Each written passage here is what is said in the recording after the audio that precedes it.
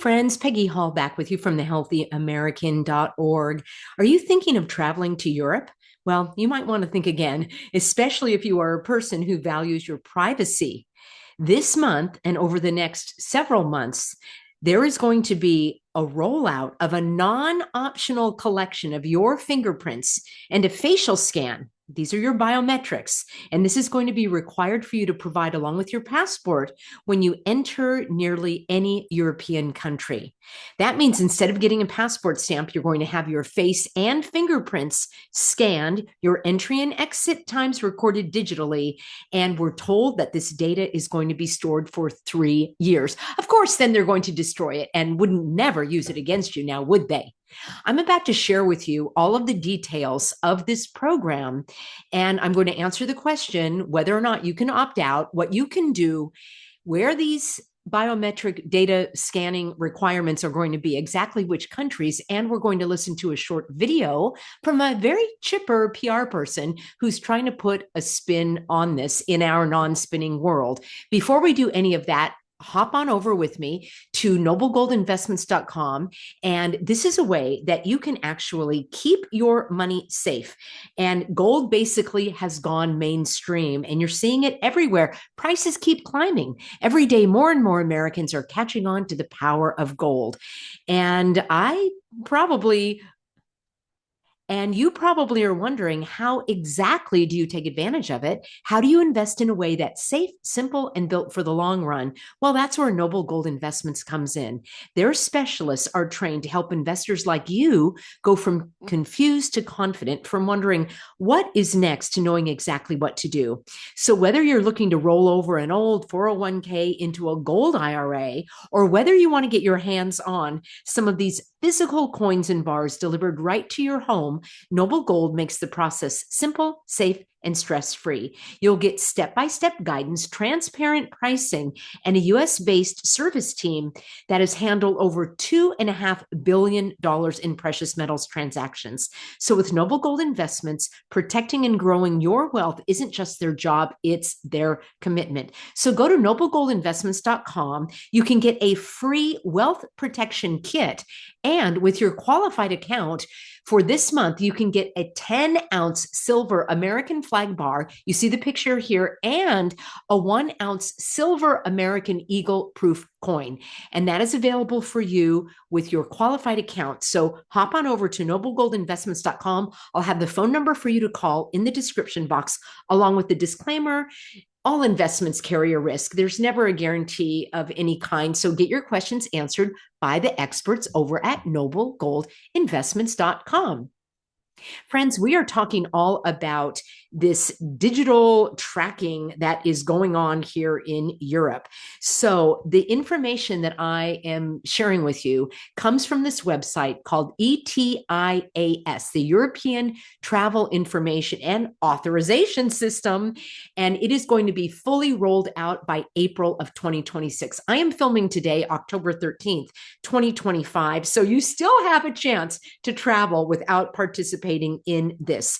Now, this website, of course, says that collecting your biometric data, which they are referring to as ETIS, of course, it is for your safety. It's for efficiency and security. Oh, and to monitor any health risks.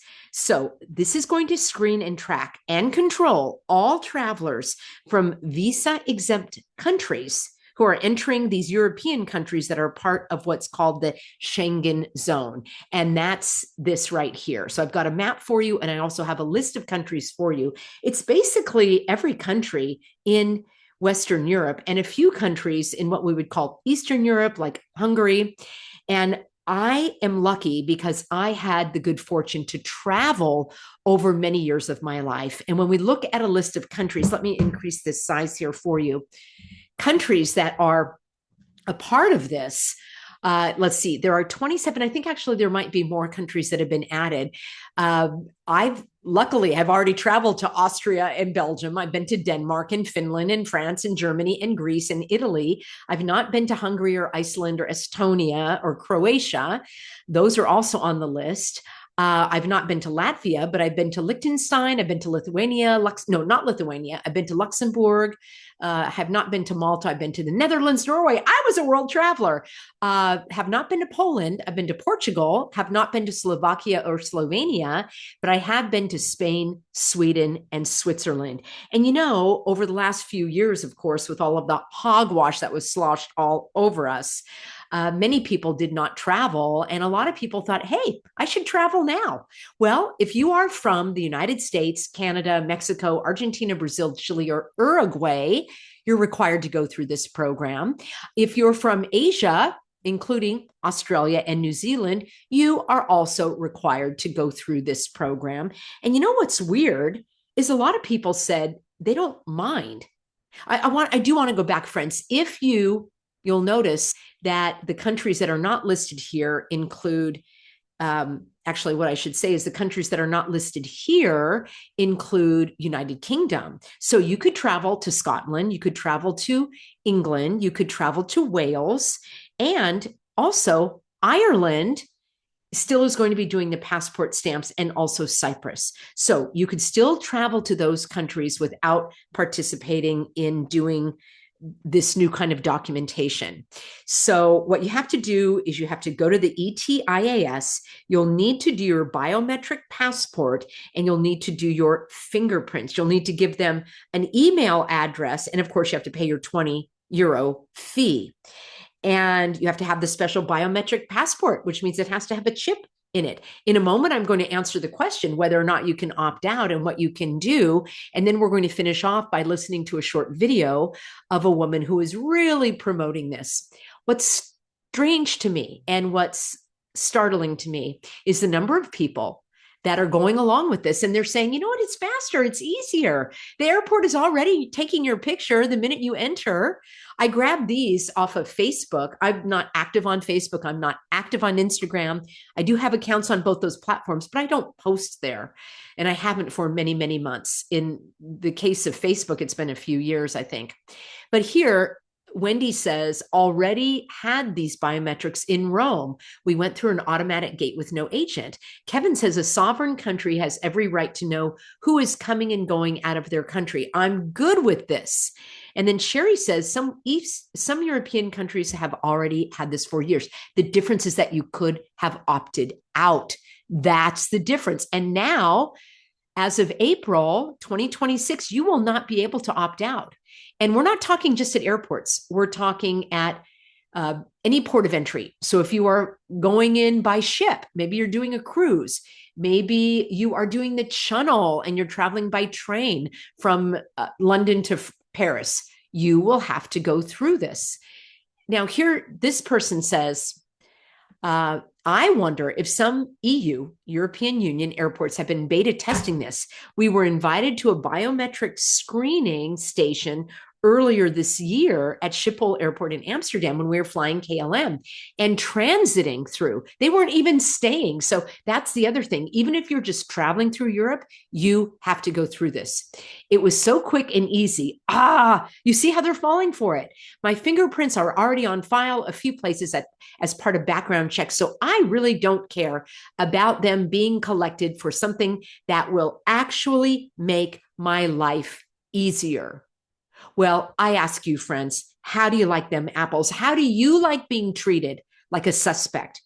How do you like having all of your data available digitally for these European countries to use? They could recreate your face, couldn't they? They've got your fingerprints. Couldn't they plant you at a scene of some crime? Am I going out? Is this too far-fetched and outlandish, friends? What's next? Why don't they just restrain you in your seat on the plane? They should just restrain you, strap your arms down, because after all, you could harm someone, couldn't you, unless you're restrained? Or better yet, why not restrict all travel altogether? Why not just be issued a day pass, for example, to be used, I don't know, out of your own home? So you could travel in, let's just say a 15-minute radius coming to a town near you. Let's listen in now to a representative who's really trying to put a positive spin on this.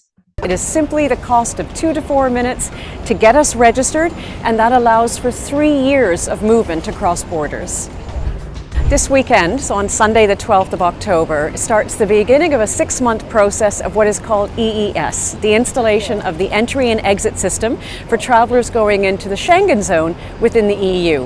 What's important about this is that this is a digital travel system that's being put in place to make travel much smoother for entry and exit, but also more secure by keeping everyone's information to make sure there's no criminal activity and there's no breaches of security going into the EU.